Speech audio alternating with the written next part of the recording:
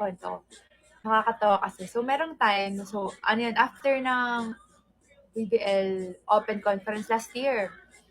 Tapos, nag-dinner kasi kami ng team, tapos biglang diretso na sa sa bar. So, yan, party-party kami, ganyan-ganyan.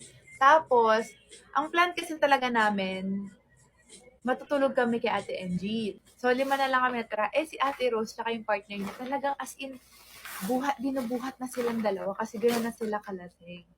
So, ending, sila yung natulog kay Ate MG. So, no choice. Parang hindi ako lasing, pero nalasing ako. Yung parang, siguro sa antok, gano'n, nakatulog ako, ganyan. Tapos, medyo na din ako, natamaan na, ganyan. So, pag uwi namin, kay Ate MG, hatid pa kami kay Ate MG kasi nandun yung car. So, napagplanuhan ni Ella DJ na umuwi na lang doon sa QC. So, nasa QC pa ako nun.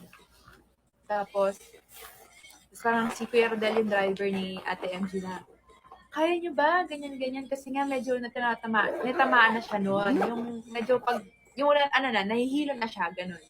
Tapos sabi niya, hindi, kaya ko.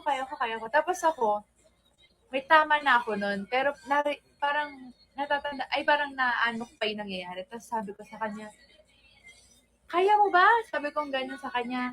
Sabi niya, oo. Sabi ko, kaya mo ba? Tiga QC ako. Ganyan. Tapos sabi niya, nagkwento niya sa akin kinabukasan. Tapos sabi niya, ganda mo, ginawa mo pa akong Grab driver. Sabi niya ganyan. Tapos, grabe, hindi ko na malala yung buong biyahe namin.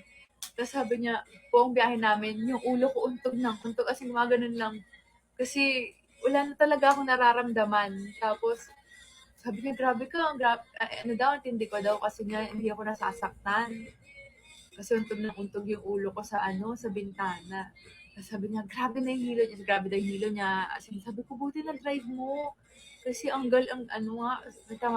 tinamaan ko siya, ganyan. Tapos pagdating ko doon, medyo nasuka ako, ganyan. Kasi siguro nga nahilo nga ako doon sa pag-untog-untog ko. Hindi ko alam. So, ayun po yung kwento ng Grab driver. Yung Grab driver po.